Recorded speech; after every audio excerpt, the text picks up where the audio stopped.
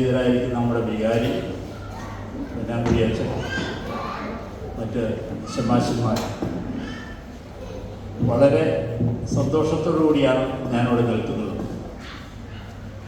എന്താണെന്ന് വെച്ചാൽ വളരെ കാലം നമ്മുടെ പള്ളിയെ സ്നേഹിക്കുകയും പ്രവർത്തിക്കുകയും ഇതിൻ്റെ ഔന്നത്യത്തിലേക്ക് നയിക്കുകയും ചെയ്ത കുറച്ച് പേരെ ആദരിക്കുന്ന ഒരു ചടങ്ങാണിത്. അപ്പോൾ ആ ചടങ്ങിൽ ഇപ്പോൾ ആദരിച്ചില്ലെങ്കിൽ എന്താ സംഭവിക്കുന്നതെന്ന് പറഞ്ഞു കഴിഞ്ഞാൽ 1968 ഈ പള്ളി ഇവിടെ സ്ഥാപിച്ചത്. അന്ന് 1968 മുതൽ ഈ പള്ളിക്ക് ഒരു ചരിത്രമുണ്ട്. ആ ചരിത്രത്തിൽ തങ്കലിപികളാൽ രേഖപ്പെടുത്തിയിട്ടുള്ള ചില വ്യക്തിത്വങ്ങളാണ് ഇവർ. അപ്പം ഇവരെ ആദരിക്കുകയും ഇവർ ചെയ്യുന്ന പ്രവർത്തനത്തിൻ്റെ ഏകദേശം ഒരു രൂപമെങ്കിലും ഇന്നത്തെ ഈ തലമുറയ്ക്ക് കാണിച്ചു കൊടുത്തില്ലെങ്കിൽ അത് നമ്മൾ ചെയ്യുന്ന ഒരു അപരാധമാണെന്നുള്ളൊരു തോന്നലാണ് നമ്മുടെ വികാരി അച്ഛനും അതുപോലെ തന്നെ ട്രസ്റ്റിക്കും തോന്നിയത്. അത്രയേറെ ത്യാഗം സഹിച്ചവരാണ് ഇവർ. അപ്പോൾ ഞാൻ അവർ 4 പേരും ഈ സ്റ്റേജിലേക്ക് കയറിയിരിക്കണം. മോനിച്ചേട്ടൻ, അതുപോലെ തന്നെ PM പൗലോസ് പുല്ലിയാട്ട്, വിൽസൺ, പൊന്നാങ്കുഴി അച്ഛൻ ഇവിടെയുണ്ട്. അപ്പോൾ 4 പേരും ഈ സ്റ്റേജിലേക്ക് കയറിയിരിക്കണം.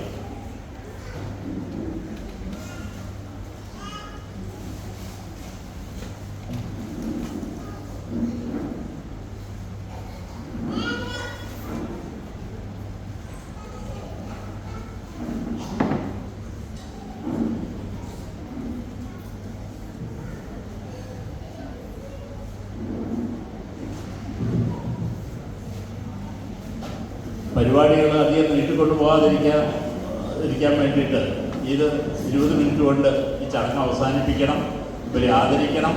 അവരിൽ പറയുന്നതിൽ ഒരു മറുപടി പ്രസംഗവും കേൾക്കണം. അത്ര സമയമുള്ളൂ. അതിനുശേഷമാണ് നമ്മുടെ കലാപരിപാടി ആരംഭിക്കുന്നത്. അപ്പം അതിനു മുമ്പ് ഞാൻ ഓരോരുത്തരെയും അവർ ചെയ്ത സേവനങ്ങൾ എൻ്റെ അറിവിൽപ്പെട്ടിടത്തോളം നിങ്ങളുടെ മുൻപിൽ ഒന്ന് അവതരിപ്പിക്കുകയാണ്. ആദ്യമായിട്ട് നമ്മുടെ പൊന്നാങ്കുഴി അച്ഛനാണ്. പൊന്നാങ്കുഴി അച്ഛനെ നിങ്ങൾക്ക് ഏവർക്കറിയാം. അദ്ദേഹത്തിൻ്റെ സ്വഭാവങ്ങളും അദ്ദേഹത്തിൻ്റെ പ്രവർത്തന ശൈലിയും എല്ലാം ഇവിടെ വിസ്തരിക്കേണ്ട കാര്യമില്ല.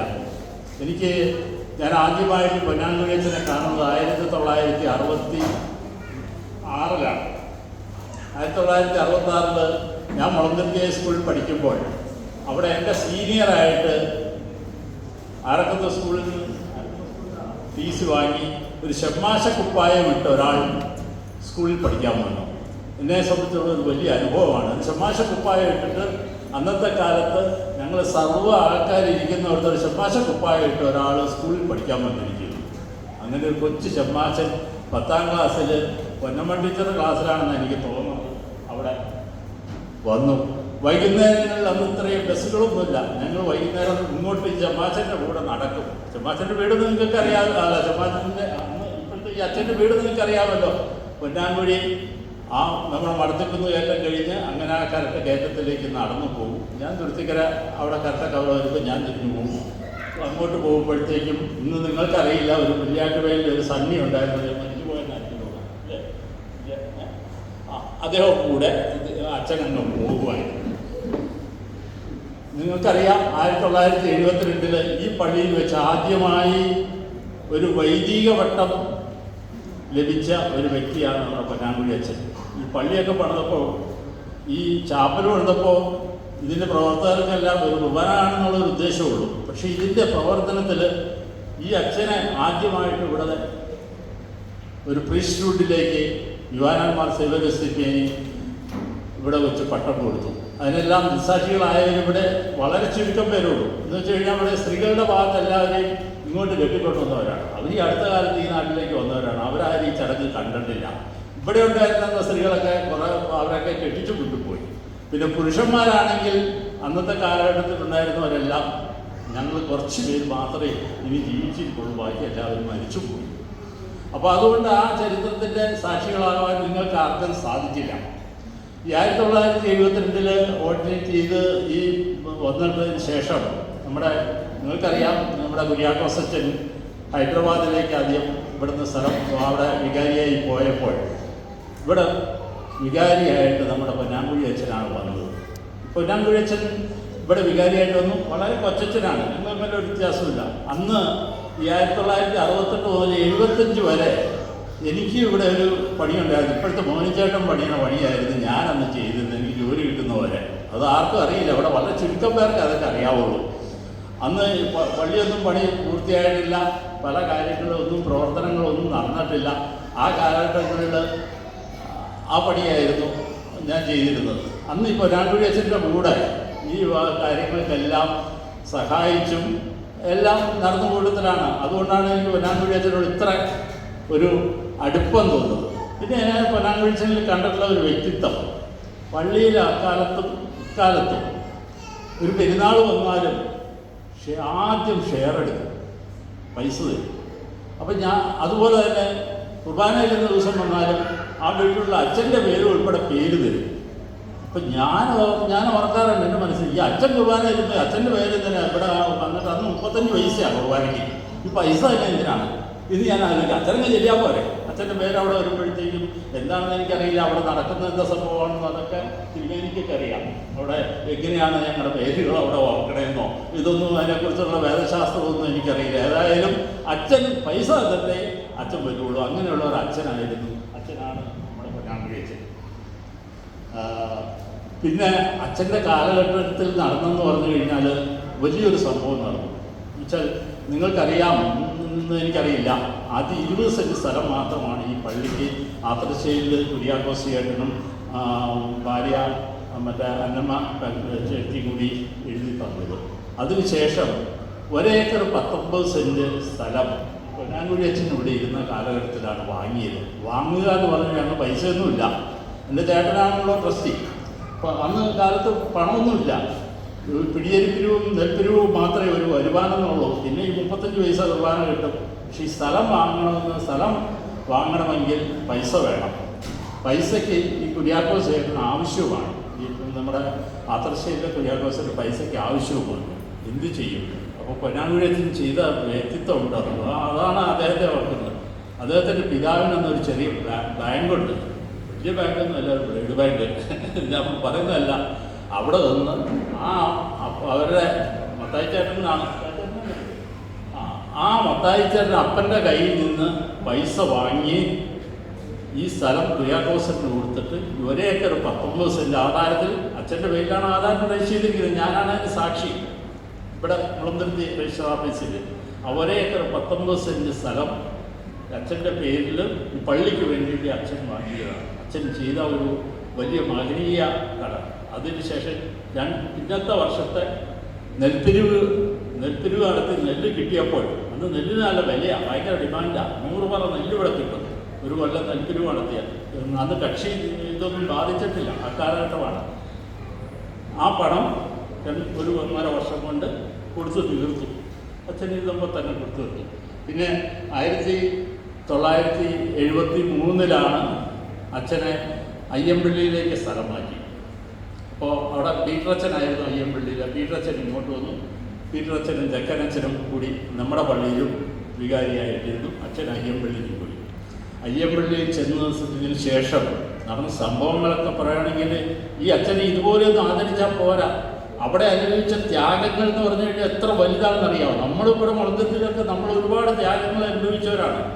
ആ കക്ഷി തിമിരം ബാധിച്ച വ്യക്തിത്വത്തിൻ്റെ മുമ്പിൽ അവിടെ ആർട്സനേജിൽ താമസിക്കുകയാണ് അമ്മായി ഇവിടെ ഉണ്ടോയെന്ന് എനിക്കറിയില്ല. എന്തെല്ലാം പ്രശ്നങ്ങളെ അംഗീകരിച്ചു, എന്തെല്ലാം കേസിൽ പെട്ടു. ശാരീരികമായിട്ട് ആക്രമിച്ചിട്ടുണ്ടോയെന്ന് എനിക്കറിയില്ല. എങ്കിലും ഞാൻ 1-2 പ്രാവശ്യം അദ്ദേഹത്തിൻ്റെ ആ പാഴ്സനേജിലൊക്കെ പോയിട്ടുണ്ട്. അത്രയേറെ ത്യാഗം സഹിച്ച ഒരു അച്ഛനാണ് ഇരിക്കുന്നത്.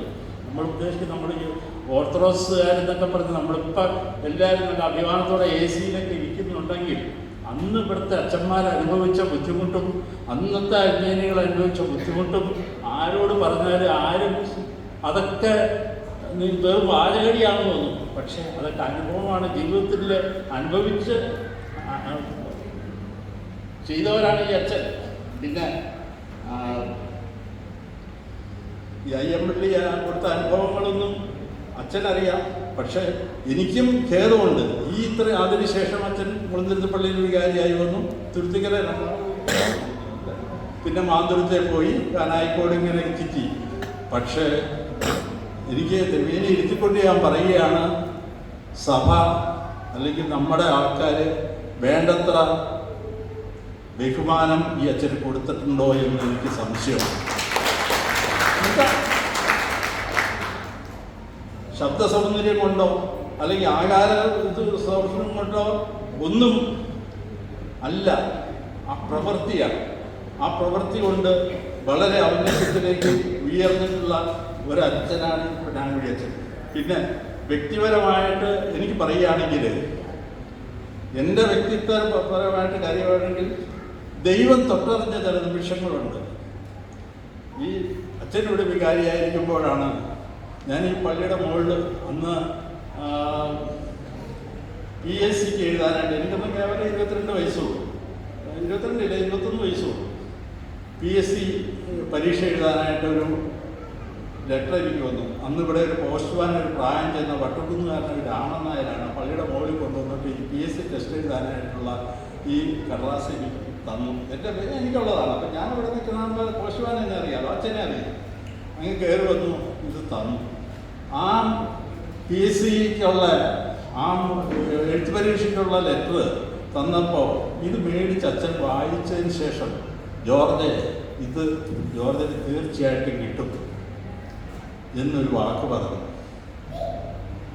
അത് അതേപടി ഞാൻ അച്ഛൻ പറഞ്ഞതിന് കൂടാതെ ഞാൻ ഒരു പടി കൂടി കടന്ന് അത് ഏതായാലും കൊണ്ട് ഇത് ദൈവം തൊട്ടറിഞ്ഞ നിമിഷങ്ങളാണ്. ഞാൻ ഇത് കൊണ്ടുപോയിട്ട് അച്ഛൻ കാണാതെ ആ നടക്കെ കൊണ്ടുപോയിട്ട് തിരിച്ചെടുത്തുകൊണ്ട് പോകും. ഞാൻ PSC ടെസ്റ്റ് എഴുതി, എനിക്ക് റാങ്ക് കിട്ടി, ഞാൻ ജോലിക്ക് പോയി. പിന്നെ ഞാൻ ഉന്നതമായ പോസ്റ്റുകളിലൊക്കെ വരെത്തി. അപ്പം അങ്ങനെ ദൈവം തൊട്ടറിഞ്ഞ ഒരു നിമിഷത്തിന് സാക്ഷ്യം വഹിച്ച പൊന്നാങ്കുഴി അച്ഛനാണ്. അപ്പോൾ ഞാൻ കൂടുതൽ ഇനി അച്ഛനെ കുറിച്ച് പറയുന്നില്ല, 4 പേരെ കുറിച്ച് പറയണം. അപ്പോൾ പൊന്നാങ്കുഴി അച്ഛന് മൊമെൻ്റോ കൊടുക്കുന്നതിനും ഷാള് കൊടുക്കുന്നതിനും വേണ്ടിയിട്ട് തിരുമേനിയെ ക്ഷണിക്കുന്നു. ഇവിടെ പൗലോസ് ഇവിടെ സെക്രട്ടറി ആയിട്ട് നമ്മുടെ പള്ളിയിൽ എനിക്ക് ശേഷം 27/1/75 മുതൽ അദ്ദേഹം ഇവിടെ സെക്രട്ടറി ആയിട്ട് പ്രവർത്തിച്ചു. ഏതാണ്ട് 30/10/1997 വരെ അദ്ദേഹം സെക്രട്ടറി ആയിട്ട് പ്രവർത്തിച്ചു.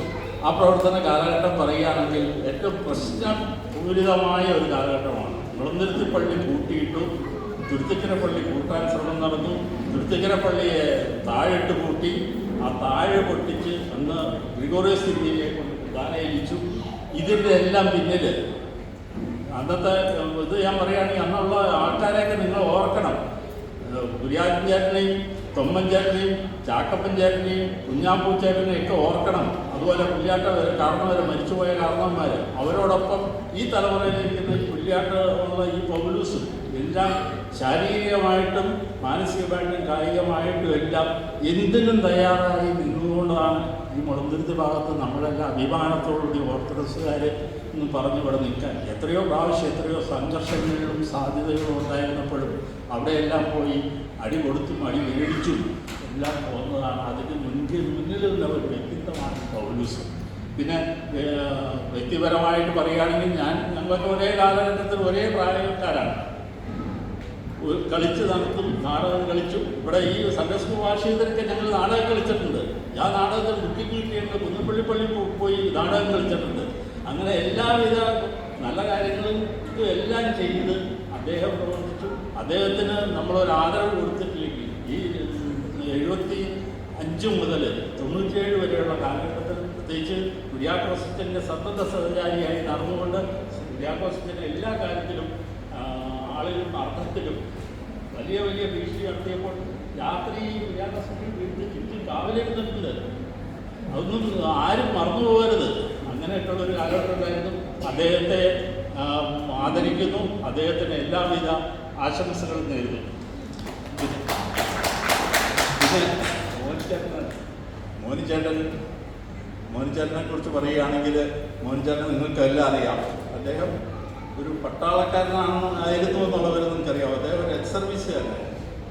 ആ എക്സ് സർവീസുകാരൻ്റെ അടുക്കും ചിട്ടയും ആ പെരുമാറ്റത്തിലുള്ള ആയതും അദ്ദേഹത്തിൻ്റെ സ്വഭാവത്തിലുണ്ട്. പലർക്കും പല തിരുത്തനുഭവങ്ങളാണെന്ന് തോന്നുന്നുണ്ടെങ്കിലും ഒരു കാര്യം വിചാരിച്ചു കഴിഞ്ഞാൽ അത് ചെയ്തിരിക്കും. അതിന് വേറെ ആരുടെയും ശുപാർശയും വേണ്ട, ഒന്നും വേണ്ട. അദ്ദേഹം ആ 97 മുതൽ ഈ സ്ഥാനത്ത് വന്നതിന് ശേഷം അദ്ദേഹം അവിടെ വീട് അദ്ദേഹത്തിൻ്റെ ഒരു പ്രശ്നമേ അല്ല. ഈ പള്ളി എന്നുള്ള ഒറ്റ ജലത്തിലാണ് അദ്ദേഹം പോകുന്നത്, ജീവിച്ചിരിക്കുന്നത്. ഈ 84 വയസ്സ് കഴിഞ്ഞു എങ്കിലും ആ ആരോഗ്യത്തിൽ ഈ കൊച്ചിരുമേനി എന്നെ സംരക്ഷിച്ചു കൊള്ളുന്നുള്ള കുടുംബമോ വീടോ ഒന്നും പുള്ളിക്ക് പ്രശ്നമല്ല. ഈ പള്ളി എന്നുള്ള ഒറ്റ ജലത്തിലാണ്. അദ്ദേഹത്തെ നമ്മൾ ആദരിച്ചില്ലെങ്കിൽ നമ്മൾ പിന്നെ ആരെ ആദരിക്കുന്നത്? അപ്പോൾ അദ്ദേഹത്തിന് ഈ ആദരവ് നമ്മൾ കൊടുക്കേണ്ടതാണ്. പണ്ടൊരു സാഹിത്യകാരൻ പറഞ്ഞത്, മരിച്ചു കഴിഞ്ഞിട്ടൊരു മംഗളാശംസ വേണോ എന്ന് ഏതൊരു ആരാണെന്ന് എനിക്കറിയില്ല, മറന്നുപോയി. അന്ന് പറഞ്ഞുകൊണ്ട് ജീവിച്ചിരിക്കുമ്പോൾ നമ്മൾ അവരെ എല്ലാം നല്ല ആശംസകൾ ചെയ്തു കൊടുക്കണം. അതിനുവേണ്ടിയാണ് ശാന്ത മുനിച്ചായിട്ട് അവിടെ ഇരിപ്പുണ്ട്. ശാന്ത ചേച്ചി എത്രയേറെ ബുദ്ധിമുട്ട് ആ വീട്ടിലുണ്ടെന്നുള്ളത് ആ ശാന്ത ചേച്ചിക്കറിയാം. എങ്കിലും പള്ളിയുടെ കാര്യങ്ങൾക്ക് ഒരു വിട്ടുവീഴ്ചയില്ലാതെ പ്രവർത്തിക്കുന്ന മുനിച്ചായിട്ട് നമ്മൾ ആദരിക്കാതെ കൃത്യമായിട്ട് നടക്കുന്ന വ്യക്തിയാണെന്നൊക്കെ ഞാൻ ആ കാര്യത്തിലേക്ക് പോകുന്നില്ല. പിന്നെ നമ്മൾ ആദരിക്കുന്ന വ്യക്തിത്വം എന്ന് പറഞ്ഞാൽ പി വിൽസൺ സൺഡേ സ്കൂൾ പ്രസ്ഥാനത്തിൻ്റെ കാര്യങ്ങളെയും അതിനെക്കുറിച്ചെല്ലാം ഇവിടെ പ്രസംഗിച്ച ഡയറക്ടറും തിരുമേനി എല്ലാം ഇഷ്ടം പോലെ പറഞ്ഞു കഴിഞ്ഞു. ഞാൻ എൻ്റെ ഹൃദയത്തിൽ തൊട്ട് ഞാൻ പറയുകയാണെങ്കിൽ ഈ നാട്ടിൽ ഒരൊറ്റ ഓർത്തഡോക്സ് അല്ലെങ്കിൽ കുട്ടി പോലും ഒരു ക്രിമിനലായിട്ടില്ല.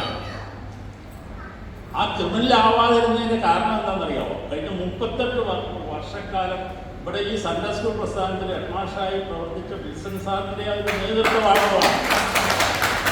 അത് നമ്മളാരും മറക്കരുത്. നമ്മൾ വെറുതെ ജീവിച്ചുള്ളവർക്ക് കളിയായിട്ട് പറയും, അങ്ങനെയാണ് ഇങ്ങനെയാണ് എന്നൊക്കെ പറയും. ആരെങ്കിലും ഇതിൻ്റെ പ്രതിഫലം നേടിയിട്ടാണോ ഈ സൺഡേ സ്കൂളിൽ പഠിപ്പിക്കുന്നത്? പ്രതിഫലം വാങ്ങാതെ ഇത്രയേറെ കൃത്യമായിട്ട് ചിട്ടയായിട്ട് അടുക്കായിട്ട് പ്രവർത്തിക്കുന്ന ഒരു വ്യക്തിയാണ് വിൽസൺ. നിങ്ങൾക്കറിയില്ല എന്ന് എനിക്ക് തോന്നുന്നു. ഈ 58 മുമ്പ് അദ്ദേഹം ജാഗ്രതത്തിന് മുമ്പ് ഈ കക്ഷി ഇവരൊക്കെ ബാധിച്ച അങ്ങോട്ടും ആൾക്കാർ വന്നപ്പോൾ ഇവിടെ സൺഡേ സ്കൂൾ ഇല്ലാണ്ടായി. അവിടെ ഇതില്ലാണ്ടായി. ക്രിയാകോസത്തിൻ്റെ നിർബന്ധം കൊണ്ട് വിൽസൺ അതിന് നേതൃത്വം ഏറ്റെടുത്തു. ഇടക്കാലത്ത് വേറെ 1-2 പേരൊക്കെ ചെയ്തെങ്കിലും ഒരു അടുത്തും ചിട്ടയും കൃത്യമായിട്ട് വന്നില്ല. ആ കാലഘട്ടങ്ങളിൽ ഇവിടുത്തെ കുട്ടികളെ പഠിപ്പിക്കുകയും അവരൊരു കുട്ടി പോലും വഴിതെറ്റി പോകാതെ, അത് നമുക്കറിയാം, നമ്മുടെ ഒരു കുട്ടികളും വഴിതെറ്റി പോയിട്ടില്ല. അവരുന്ന പദവിയിലെത്തി പഠിച്ചിട്ടുണ്ട്. കാര്യത്തിരിയൊക്കെ ഇപ്പോൾ ഈ മൊബൈലൊക്കെ തോന്നിട്ടുണ്ടെങ്കിൽ അത് നമ്മൾ തന്നെ പഠിപ്പിച്ചു കൊടുത്തതാണ്. സൺഡേ സ്കൂൾ പരീക്ഷ പോയപ്പോൾ മൊബൈലിൽ കൂടി എഴുതും. അപ്പോൾ പിന്നെ അവർ ഒരു മൊബൈൽ കിട്ടാതെ കൊടുത്തിരിക്കുക അവർ സമ്മതിക്കും. അപ്പോൾ ഇപ്പോൾ അവരതിന് അടിമയായിപ്പോയി. അപ്പം അങ്ങനെയുള്ളൊരു കാര്യമാണ്. പിന്നെ ITC അധ്യാപകനായിരുന്നു. കുടുംബം നന്നായിട്ട് പോരുന്ന ഒരു വ്യക്തിയാണ്. ഇതെല്ലാം നമുക്കറിയാം. അദ്ദേഹത്തെ അനുമതിക്കാൻ ഈ സമയം ഏർപ്പെടുത്തുകയാണ്. ഇനി അത് 4 പേരുടെയും അനുമോദനം കഴിഞ്ഞ് ഇത്രയാണ് ഈ ചുരുങ്ങിയ സമയം കൊണ്ട് എനിക്ക് പറയാനുള്ളൂ. ഇവരെക്കുറിച്ച് പറഞ്ഞാൽ ഒരു 2 മണിക്കൂർ പറഞ്ഞാലും തീരില്ല, അത്രയേറെ ഉണ്ട്.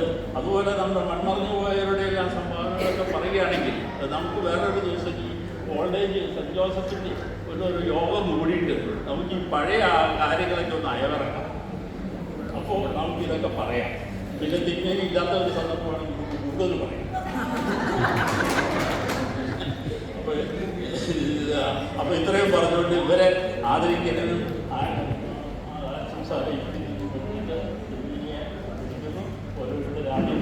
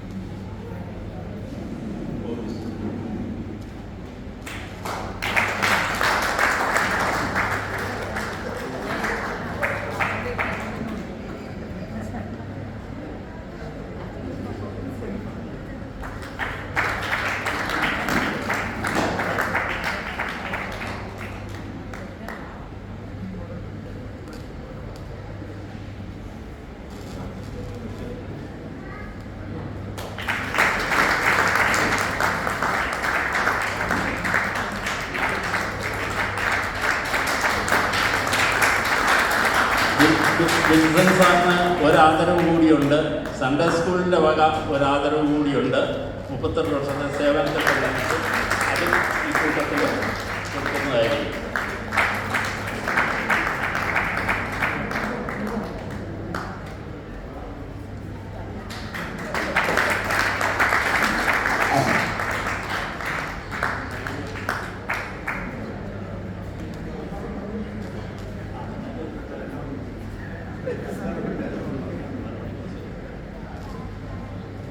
മറുപടി പ്രസംഗത്തിനായി